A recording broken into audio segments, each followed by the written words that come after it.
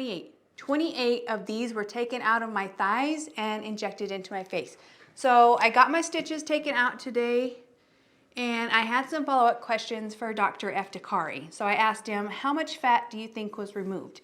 And he knew exactly off the top of his head. He said, we took 28 cc's. Then they filter out all the toxins and then pull out the finest particles, mix it into a slurry, and then they inject it. So they injected 18 cc's. It was 9 in each side. He did say that it's gonna take a couple, like it could take up to 3 months to resolve, and my body could take up to 3 years to eliminate any of the fat that it's not gonna use. And I thought, wow, that's amazing that it actually sticks around that long. So still got a few more months of healing, but it feels so good to have my stitches out. It did hurt just a little bit, and I do have a little bit of B-roll for that. Just feeling the tweezers lifting the stitch up. So my eyelids are very, very tender. I can't rub them yet or massage them yet for another week. My thighs are still super sore. So I did ask Dr. Eftikari about that, and he said, yeah, that's normal. A lot of people think in the fat transfer, they think that their face is gonna hurt, but it's actually the places where we take the fat from that hurt. So it will resolve, it's just gonna take time. And I have been cleared to go back to all of my normal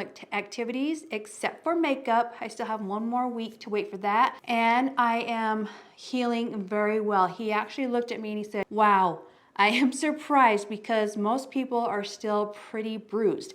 And I told him, yeah, like I got this new CBD serum and I started using it, and like the bruising is like disappearing before my eyes. I've never healed that quickly before. So this is kind of pricey. It's $128 for this big 30 ml one, but they do have a travel size one that should last you 20 days if you wanted to try it. I think that's like $38 plus shipping. And I do have a code that I'll link down below, but I really attribute my quick recovery to this CBD serum and also doing some red light therapy. Anytime there's fat grafting involved, anytime you're taking something from one part of the body and moving it to another part of the body, you do have a risk of infection. So he did ask me if I would be okay with getting on like a low dose antibiotic for 5 days just to ensure that no infection happens.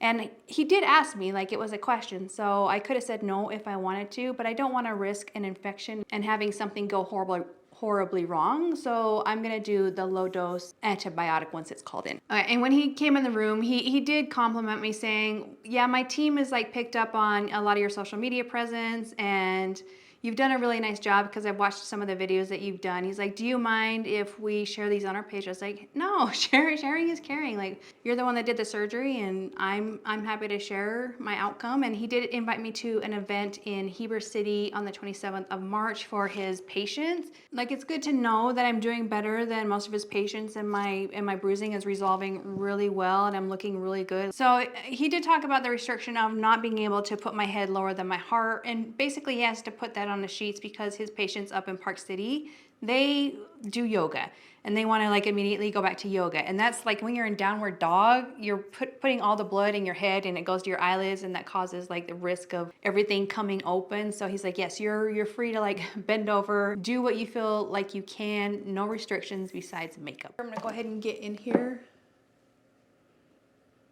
I think I'll look good by the wedding, especially if I'm healing at the rate that I'm healing. I think everything's gonna go good.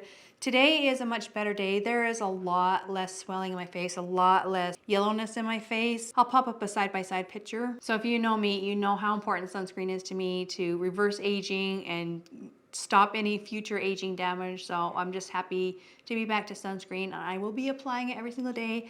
And as soon as I can, I will be applying it to my eyelids too, because I gotta stop the aging process on my eyelids so I don't have to go through another surgery like this. So these should last 10 to 15 years if you take care of yourself. So as far as my dry eyes, I did ask him because this eye is really burning today, and he thinks the issue is I'm not able to close my eyelids all the way, and that will resolve in 1 to 2 weeks. Richard said, yeah, when I think she's looking at me when I'm asleep, and because my eyelids are slightly open. So he thinks it's just dryness. It does feel like there's sandpaper in my eyes. It just feels like there's grit in my eyes. So hopefully having those stitches out, I'll be able to sleep a little bit better tonight. It does feel better to close my eyelids right now. So I hope that resolves soon and I can, like, I do suffer from dry eyes, period, but these are pretty bad. So happy to go back to what my baseline was. So I asked him about the different types of stitches, and he said, like, because he learned from surgeon in like Hollywood, California. So they use the permanent stitches in the eyelids because they feel like it leaves less scarring. And then everything everywhere else was just a temporary stitch, like a dissolvable stitch. And he says that those are fine for the other places. This redness will resolve, like especially got to wear my sunscreen to have that resolve. But overall, things are starting to come together, swelling starting to go down. I honestly can't believe how long it can take for this fat transfer, because he did say the fat transfer actually happens relatively quickly. What it is he's in different planes of the tissue when he's putting the fat into my skin. So it causes swelling in like all the layers of the tissue. So he does want to see me back at a month and a half. So that's basically my day 7 update on my upper and lower blepharoplasty with fat transfer. I'm gonna go ahead and check back at day 8, probably with a short, because there shouldn't be much update. Thanks for watching. Bye.